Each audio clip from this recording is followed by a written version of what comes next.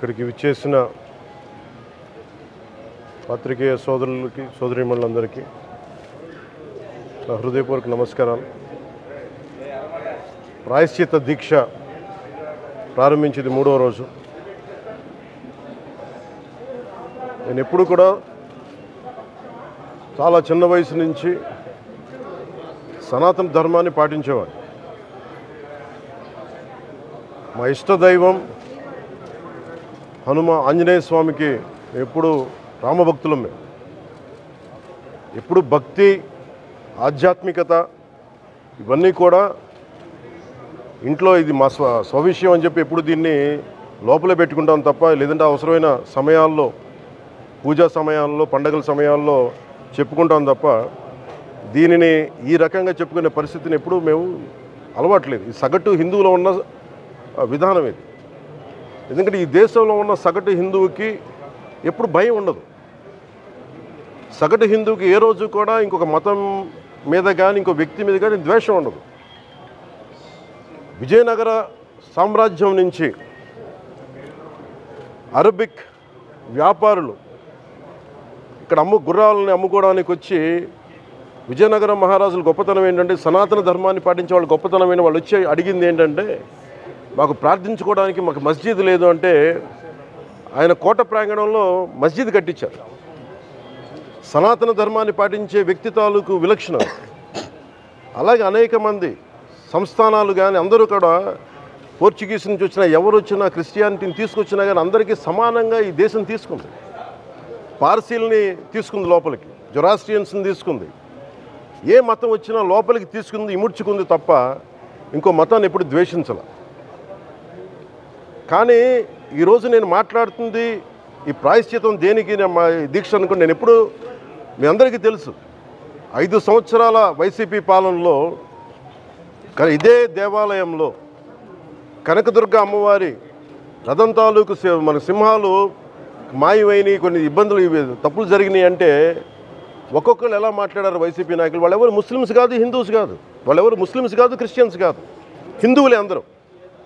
పొద్దున్నేస్తే తాళ్ళు కట్టుకునే వాళ్ళు, బొట్లు పెట్టుకునే వాళ్ళే. కానీ ఒక తప్పు జరిగింది, ఒక అపవిత్రం జరిగింది అంటే పదవులు అనుభవిస్తూ ఉన్నవాళ్ళు, పొద్దున లేస్తే గుళ్ళకి వెళ్ళేవాళ్ళు, వీళ్ళు అపహాస్యం చేస్తూ ఉన్నారు, వీళ్ళు వెటకారం చేస్తూ ఉన్నారు.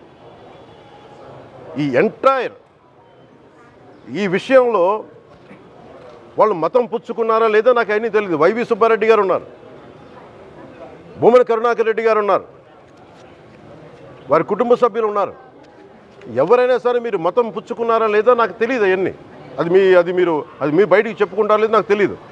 నేను అది కూడా మాట్లాడట్లా. కానీ మీరు బాధ్యత తీసుకున్నారు. మీరు హైందవ ధర్మాన్ని కాపాడుతానని మీరు బాధ్యత తీసుకున్నప్పుడు కాపాడాల్సిన అవసరం మీ మీద ఉంది. బోర్డుని మీరు స్థాపించారు, మేము స్థాపించాల. తప్పులు జరిగినాయి. తప్పులు జరిగితే వైఎస్ జగన్ గారు ఏం చెప్పాలి? ఒకవేళ నాకు తెలియకుండా మేము ఆయన బ్లేమ్ చేయట్లా. కానీ మీ ఆధ్వర్యంలో జరిగింది, మీరు కాన్స్టిట్యూట్ చేసిన బోర్డు వల్ల జరిగిన తప్పిదాలు ఇవి, మేము ఇవి కనుగొన్నాం. ల్యాబ్ టెస్టులు ఇవన్నీ మేము ఆటలాడతామా? ఇవన్నీ వీటితోటి సెంటిమెంట్స్ తోటి మాకు బాధ్యత లేదా? నేను నిజంగా కనుక చాలా బలమైన సనాతన ధర్మాన్ని పాటించేవాడిని.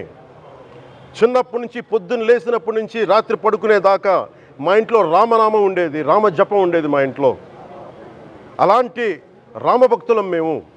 కానీ రామతీర్థం విగ్రహాన్ని, రాముడి విగ్రహాన్ని శిరచ్ఛేదం జరిగినప్పుడు ఒక సగటు సనాతనవాదిగా, సగటు హిందువుగా, సగటు రామభక్తుడిగా బయటకు వచ్చి చాలా గొడవలు చేయగల సత్తా ఉన్నవాడిని గుర్తుపెట్టుకోండి. ముఖ్యంగా వైసీపీ నాయకులకి, నన్ను విమర్శించే దేశ యావత్తు నన్ను విమర్శించే ప్రతి ఒక్కరికి తెలియజేస్తున్నా, గొడవ పెట్టుకోవాలంటే చాలా బలంగా గొడవ పెట్టుకోవాలి. కానీ నాది పేదవాళ్ళ కష్టాలు, క్రిమినలైజేషన్ ఆఫ్ పాలిటిక్స్, వీటి మీద మేము మాట్లాడతాం, వీటి మీద తప్పించాం. ప్రజలు బాగుండాలి, కాన్స్టిట్యూషన్ వాల్యూస్ని అప్హోల్డ్ చేయాలి, రాజ్యాంగం బాగుండాలి, వీటి కోసం తపన పడేవాళ్ళు. కానీ సెక్యులరిజం పేరు మీద, secularism is not one way, it's 2 way. Secularism అంటే కూర్చోబెట్టి ఒక్క సైడ్ నుంచి వచ్చేది కాదు, అన్ని సైడ్ నుంచి రావాలి. ఇది చాలా ఆవేదన కలిగిస్తుంది.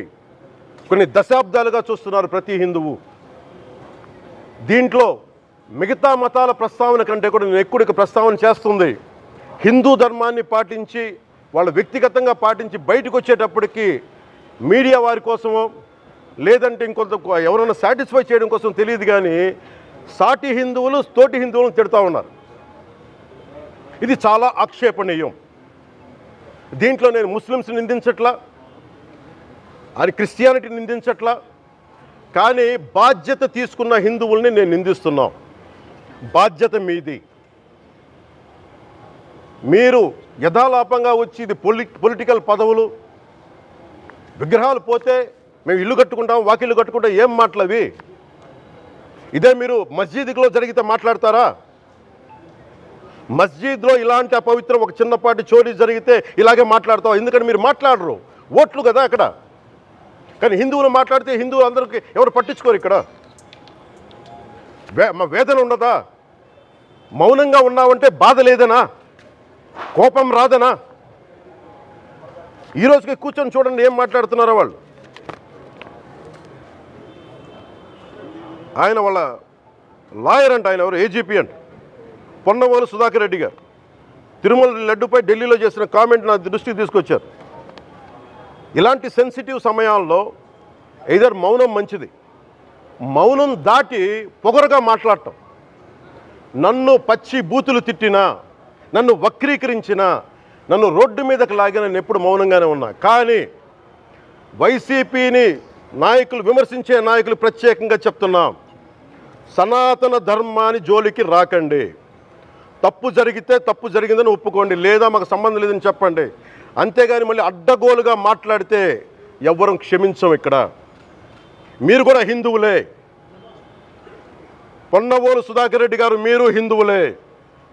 నోటికొచ్చినట్టు మాట్లాడకండి. తమాషాలుగా ఉందా మీకు? సరదాలుగా ఉన్నాయా? మొన్నటికి మొన్న ప్రకాష్ రాజ్ గారు మాట్లాడారు నా మీద. అరే నేను మాట్లాడుతుంది ఒక హిందువులు అపవిత్రం గురించి మాట్లాడుతున్నాను. ఇందులో ప్రకాష్ రాజ్ గారికి సంబంధం ఏంటి? ఇందులో నేను ఇంకొక మతాన్ని నిందించానా? ఇస్లాంని నిందించానా? క్రిస్టియానిటీని నిందించానా? ఈ అపవిత్రం జరిగింది, ఇలా జరగకూడదు, ఫుడ్ అడల్ట్రేషన్ జరిగిందని మాట్లాడుతుంటే దీన్ని గోల చేయకూడదంటావు. అంటే తప్పు జరిగినప్పుడు మాట్లాడకూడదా? ఒక అపవిత్రం జరిగితే మాట్లాడకూడదా? దేవతా విగ్రహాలను శిరచ్ఛేదం చేస్తే మాట్లాడకూడదా? ఏం పిచ్చి పట్టింది ఒక్కొక్కళ్ళకి? ఎవరి కోసం మాట్లాడుతున్నారు మీరు?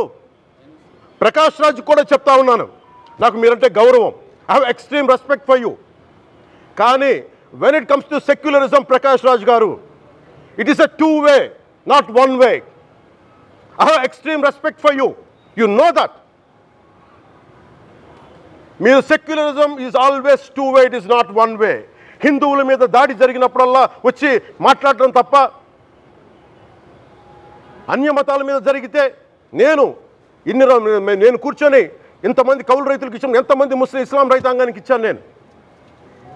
ఇదే ఎన్ని మద్రాసాలకి డబ్బులు ఇచ్చాను నేను, 25 లక్షలు 30 లక్షలు ఇచ్చాను, నేను ఇచ్చినవాడిని. నేను నాకు అన్యమతం ఇస్లాం మీద గౌరవం ఉన్నవాడిని, క్రిస్టియానిటీ మీద గౌరవం ఉన్నవాడిని, చిన్నప్పటి నుంచి కూర్చొని మిషనరీ స్కూల్లో చదువుకున్నవాడిని. నా టీచర్ చెప్పిన సూక్తి, తను తగ్గించుకున్నవాడు హెచ్చింపబడిని చెప్పి బైబుల్ సూక్తిని ప్రతిసారి కోట్ చేస్తూనే ఉంటాను. ఇది నా గౌరవం, ఇది నేను చూపించే గౌరవం. మీరు మాట్లాడితే కూర్చొని నేను పాటించే ధర్మానికి అపవిత్రం జరిగినప్పుడు మాట్లాడకూడదు, మౌనంగా ఉండాలి. సెక్యులరిజంకి విఘాతం అంటే ఏంటి? సెక్యులరిజంకి విఘాతం నా ఇంటి మీద దాడి జరిగినప్పుడు నేను మాట్లాడకూడదా? నా ఇల్లు 10 మందికి ఆశ్రయం ఇస్తుంది. నా సనాతన ధర్మం అన్ని ధర్మాలకి ఆశ్రయం అయితే దానికి దాడి జరిగినప్పుడు, దాని మీద అపవిత్రం జరిగినప్పుడు దానికి కూడా మాట్లాడకూడదంటే ఏం మాట్లాడాలి మీతోటి? Prakash Raj garu, you have to learn your lessons. I respect you. It's not just Prakash Raj garu, all the people who thinks in the name of secularism, you're going haywire. Let me tell you guys, we are extremely hurt. Don't make a mockery out of our sentiments. We are deeply, deeply hurt. It's not fun for you. Maybe it might be fun for you. It is not fun for us. It's a deep anguish, deep pain. Don't you ever forget. before you come and think 100 times and say, talk about Sanatana Dharma. Enough of this. చాలు. ఇష్టానికి మాట్లాడుతూ ఉన్నారు సనాతన ధర్మం మీద. అయ్యప్ప స్వామి మీద మాట్లాడతారు, సరస్వతి దేవి మీద మాట్లాడతారు, అల్లా మీద మీరు మాట్లాడగలరా? మహమ్మద్ ప్రవక్త మీద మీరు మాట్లాడగలరా? జీసస్ మీద మీరు మాట్లాడగలరా? అందరూ కూర్చొని సనాతన ధర్మం మీద, వినాయకుడి మీద జోకులు వేస్తారు, దుర్గాదేవి మీద జోక్స్ వేస్తారు, సరస్వతి దేవి మీద జోక్స్ వేస్తారు. మా మనోభావాలు గాయపడవా? మాకు బాధ ఉండదా? అందుకే నేను ప్రతిపాదించింది ఏంటంటే ప్రతి దానికి రావలేకపోతున్నాం. సనాతన ధర్మ రక్షణ board is order of the day. ప్రతిసారి కూర్చోబెట్టి మేము డిఫెండ్ చేసుకోలేం. ఇది ప్రతి సగటు హిందువు తాలూకు ధర్మం. ఇదే ఇస్లాం మీద దాడి జరిగితే ఎంతమంది బయటకు వస్తారు, ఎంతమంది నిరసన తెలియజేస్తారు? రోడ్ల మీదకి రమ్మని చెప్పట్లా. కనీసం మీకు కోపం కూడా రాకపోతే మేము ఏం చేస్తాం? గుడికి వెళ్ళే ప్రతి హిందువు బాధ్యత కాదా ఇది? నా ఒక్కరి బాధ్యతైనా, మా బాధ్యతైనా, మీది కాదా? ధర్మాన్ని మీరు పరిరక్షించడానికి మీ బాధ్యత కాదా? ఈయన పొన్నవోలు సుధాకర్ రెడ్డి గారు మాట్లాడేది, పంది కొవ్వు చాలా ఖరీదైంది, ఆ కొవ్వు లడ్డు నెయ్యితో ఎలా కలుపుతారు? నెయ్యి 300 రూపాయలు ఉంటే పంది కొవ్వు 1200 రూపాయలు. బంగారంతో రాగి కలుపుతారా? ఇత్తడిలో పుత్తడి కలపరు. చెంబు తయారులో ఎవరైనా బంగారం కలుపుతారా? మదమెక్కిన మాటలు పొన్నవోలు సుధాకర్ రెడ్డి గారు. మదమెక్కి వస్తే ఇట్లాంటి మాటలే వస్తాయి. మీరు నా మీద కోర్టులో కేసులు వేసుకుంటారో ఏమి చేసుకుంటారో చెప్తా. మీరు ఏజీపీలు కదా, మీ దగ్గర వేల కోట్ల డబ్బులు ఉన్నాయి కదా, వేసుకోండి కోర్టులో, చెప్పండి. సనాతన ధర్మానికి నోటికొచ్చినట్టు మాట్లాడితే మిమ్మల్ని అందరినీ రోడ్ల మీదకి లాగుతాం, గుర్తుపెట్టుకోండి. తప్పు జరిగింది, ప్రాయశ్చిత్తం చేసుకోండి, లేదంటే మౌనంగా మాట్లాడకుండా ఉండండి అంతే. మా మనోభావాలు ఇంకా రెచ్చగొట్టేలా మాట్లాడొద్దు. భూమన కరుణాకర్ రెడ్డి గారు మాట్లాడతాను నేను వెళ్ళి హై డ్రామా. రాజకీయ మనసు ఉన్న వాళ్ళు అత్యంత దారుణంగా ప్రవర్తిస్తున్నారండి. లడ్డు కలుషితమైంది అంటున్నారు. కల్తీ నెయ్యితో తప్పు చేసి ఉంటే సర్వనాశనం అయిపోతాం, రక్తం కక్కుని చచ్చిపోతాం. మీ నాశనం మొదలైంది. రెండోది అది భగవంతుడికి వదిలేస్తున్నాను. వైవి సుబ్బారెడ్డి గారు విచారణకి రావాలంటే రికార్డులు ఆయనకి ఇవ్వాలంట. మీరు ప్రభుత్వంలో రికార్డులు మాకు ఇచ్చారా? మాకు ఏం మాట్లాడుతున్నారు మీరు? మీరు కూడా విచారణకి సిద్ధంగా అండి. అసలు ఈవో ధర్మారెడ్డి గారు, ఆ మనిషి గాయబ్. ఈరోజు దాకా లేడు ఆయన. ఈరోజు దాకా మళ్ళీ కనిపించలా. ధర్మారెడ్డి గారు, నేను మిమ్మల్ని చూశాను ఆ రోజున. నేను దర్శనానికి వచ్చినప్పుడు మీరు అందరూ ఎలా ప్రవర్తించారో నాకు తెలుసు, నేను చూశా. తిరుమలని ఇష్టారాజ్యంగా చేశారు, అది వ్యాపార కేంద్రంగా చేశారు, ఆధ్యాత్మిక కేంద్రం నుంచి పర్యాటక కేంద్రంగా చేశారు అది. ఇదే మీరు మక్కాకి వెళ్తే ఇలాగే ప్రవర్తిస్తారా? మీరు ఒకసారి మక్కాను చూసి నేర్చుకోండి. ఇస్లాంని పాటించే ప్రతి ముస్లిం ఎంత పవిత్రంగా పాటిస్తాడో చూడండి. అక్కడ అథారిటీస్ని అడగండి. ఒక చిన్నపాటి మస్జిద్కి వెళ్తే ఎంత పవిత్రంగా చూసుకుంటారో చూడండి. ధర్మారెడ్డి గారు, మీరు హిందువులా? మీ ఇష్టానికి మీరు చేసేసుకుంటారా? మీ బిడ్డ చనిపోయాడు, చనిపోయిన కనీసం 11 రోజులు లోపలికి రాకూడదండి, ఈ లోపల వచ్చేస్తారా మీరు? మేము మర్చిపోయామనుకుంటున్నారా? ఆగమశాస్త్రం చెప్పింది మీకు ఇదేనా? అంటే గవర్నమెంట్ ఉద్యోగులు అయితే ప్రభుత్వం మీ నియమిస్తే మీ ఇష్టానికి చేసేసుకుంటారా? మాకు బాధలు ఉండవనుకుంటున్నారా? ఇదే మీరు ఒక ఇస్లాంకి చేస్తే అపచారం జరిగితే మీరు ఏం చేస్తారు? బయట రోడ్ల మీదకి వచ్చి మీరు కూర్చోబెట్టి దాన్ని పొలిటికలైజ్ చేస్తారు. మీరు పొలిటికలైజ్ చేస్తారు. నేను నిజంగా చెప్తున్నా, జగన్మోహన్ గారికి కూడా చెప్తున్నా, మీరే కనుక, నేనే కనుక సనాతన ధర్మం మీద పోరాటం చేయాలని నన్ను ఆపేవాళ్ళు ఎవరు లేరు ఈ దేశంలో, గుర్తుపెట్టుకోండి. నేను కనుక సనాతన ధర్మం కోసం నేను పోరాటం చేస్తే చచ్చిపోవడానికి సిద్ధం నేను. కానీ నేను అక్కడి దాకా తీసుకెళ్ళిన విషయాలు, దానికి నిదర్శనమే రాముల వారి విగ్రహం శిరిచ్ఛేదం జరిగినప్పుడు ఒక్క మాట మాట్లాడకుండా చెప్పి కూర్చున్నాను. ఆ తెలివితేట లేక మీ ప్రభుత్వాన్ని కిందకి తీసుకొచ్చి అధాపాతాలను తొక్కిన మేము మాకు శక్తి లేదనుకుంటున్నావా? ఉండవనుకుంటున్నావా? కానీ మేము సమాజాన్ని కలిపి ఉంచాలని వ్యక్తులం తప్ప విడగొట్టాలని వ్యక్తులం కాదు మేము, గుర్తుపెట్టుకోండి.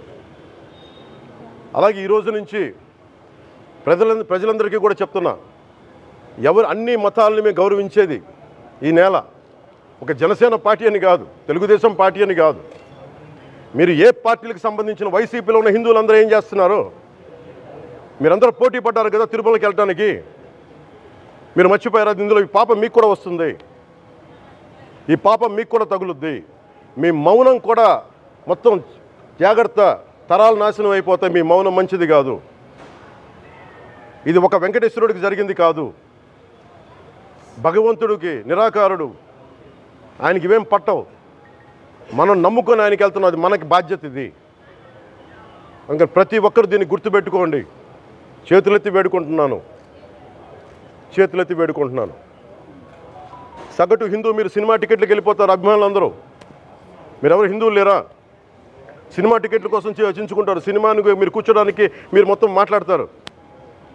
అందరిని అడుగుతున్నా, మొత్తం భారతదేశపు యావత్తు ఉన్న సినిమా అభిమానులను అడుగుతున్నా, మీరందరూ హిందువులే కదా, అత్యధికులు హిందువులే కదా.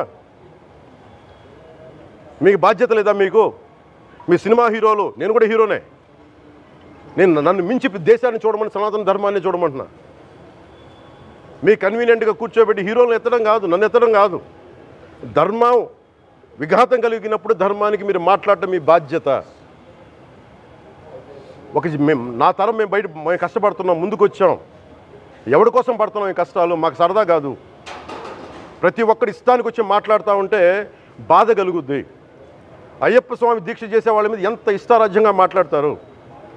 ఇదే మీరు ఎవరన్నా సరే ఇస్లాం మీద మీరు గొంతు ఎత్తగలరా? ఎందుకంటే రోడ్ల మీదకి వచ్చి కొడతారని మీకు భయం, అందుకు మీరు మాట్లాడరు. హిందువులు అంటే మెత్తని మనుషులు కదా, తోటి హిందువు కదా, మీరు ఏదైనా మాట్లాడచ్చు. మీకు నమ్మకాలు లేకపోతే మీరు ఇంట్లో కూర్చోండమ్మా. మీకు నమ్మకాలు లేకపోతే ఇంట్లోంచి బయటికి రాకండి, మమ్మల్ని ఏం అనకండి. మేము ఎలా పూజా విధానం ఎలా చేస్తాం, అలాగే ముఖ్యంగా ఫిల్మ్ ఇండస్ట్రీ కూడా నేను తెలియజేస్తా ఉన్నా. దీని మీద మీరు మాట్లాడితే మద్దతుగా మాట్లాడండి, లేదంటే మౌనంగా కూర్చోండి. అంతేగాని మీ మాధ్యమాల ద్వారా అపహాస్యం చేస్తే మటుకు ప్రజలు మిమ్మల్ని ఎవరు క్షమించరు. ఎందుకంటే చాలా డీప్ పెయిన్ ఇది. మీరు లడ్డూ మీద జోక్లు వేస్తున్నారు. నేను ఒక సినిమా ఫంక్షన్లో కూడా చూశాను, laddu is a sensitive issue అని. Don't you ever say that. Don't you ever dare to say that, please. I respect you as actors, but when it comes to Sanatana Dharma, please, you have to think 100 times before you saying a word. One comment. Thank you.